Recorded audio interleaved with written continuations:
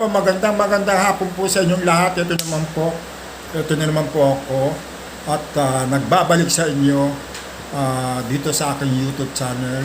Ito na nga po, shoutout po sa Luzon, Visayas at Mindanao. Ang Mindanao ang Mindanao daw ay para kay Digong. Tignan natin kung talagang para sa kanya. Ito na nga po, may bago na naman tayong na-chismis na balita. Pero matagal na ito nangyari. Pero yung pagkaano kay attorney Silaika, yung attorney ni BP Sara. Naku, ito na nga po. Nagsampa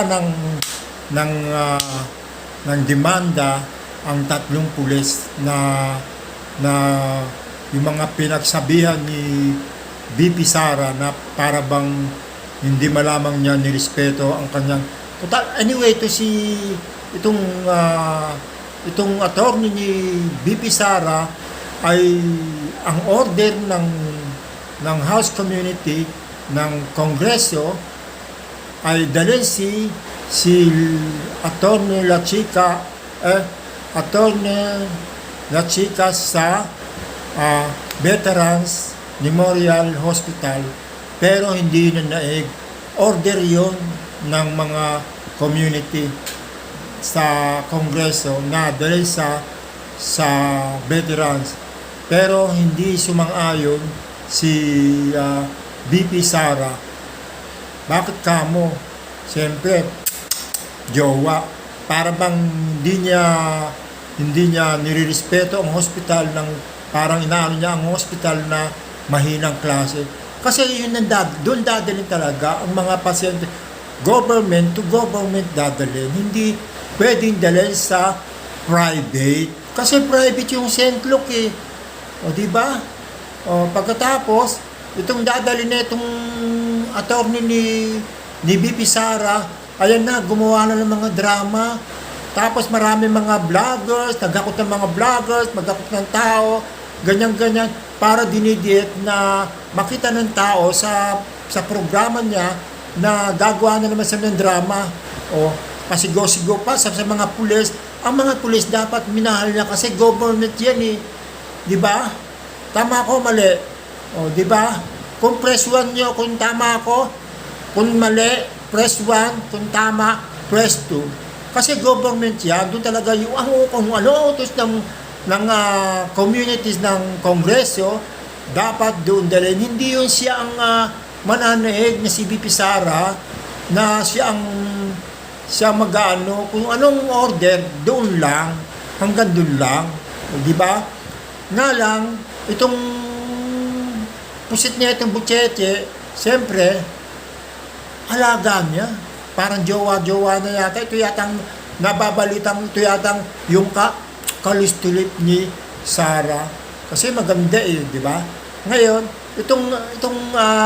yung papasok na yung attorney yung na trauma kung kuno, kasi hindi nga masabi, hindi niya masabi yung sa Kongreso na yung kanyang mga nalalaman. Kasi ayaw niya mga sigurong matukoy, maseplok, itong kanyang jowa, na itong tomboy na itong Libyas, na itong ating Vice President na mabuking.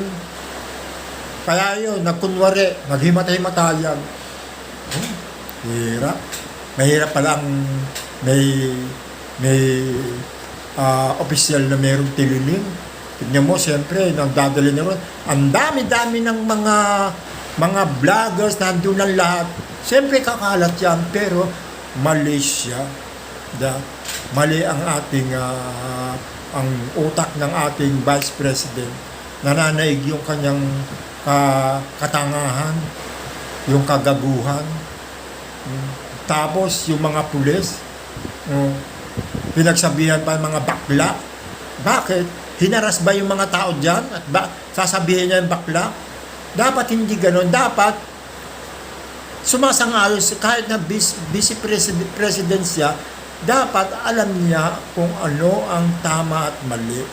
Hindi yung binabastos niya pa yung mga pulis.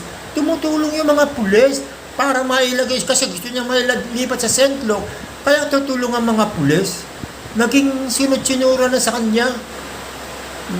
Kaya ang nangyari, yung 3 pulis, yung mga colonel, nagsampa ng demanda, nakasuhan siya. Kaya ang dami-dami niyang tawag ito na aayusin mga kaso. Total, abogado siya kuno, pero wala sa utak. Di ba? Yan ang mahirap. Ngayon, marami na siyang mga kaso na aayusin. Di ba? Yung tungkol sa pagpatay sa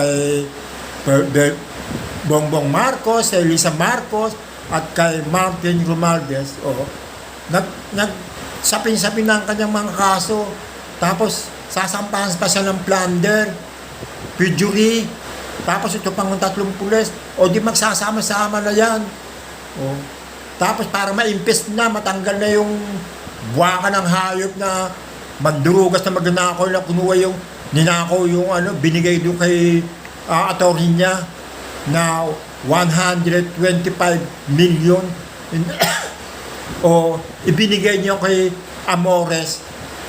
Diyos ko, ngirap. Di ba? Kaya mahirap tayong kung itong lalaban to ng ng presidente na sa susunod na halalan. Sana naman mga kababayan, mag-isip-isip kayo kung ano dapat natin iboto. Kasi kung ganitong klase magiging presidente natin, bagsak, walang utak. Di ba? Malulugi ang Pilipinas, hindi tayo angat sa totoo lang. Lahat ang ekonomiya natin babagsak. Kaya, hindi talaga. Ako hindi ko iboboto yan sa totoo lang. Paano po? Hanggang dito na lang po. At Merry Christmas po sa inyong lahat uli. Paki-shoutout po at paki-like and share ang aking YouTube channel. Paki-pindot ang button icon at paki-share po. Maraming salamat po. Bye-bye. Thank you.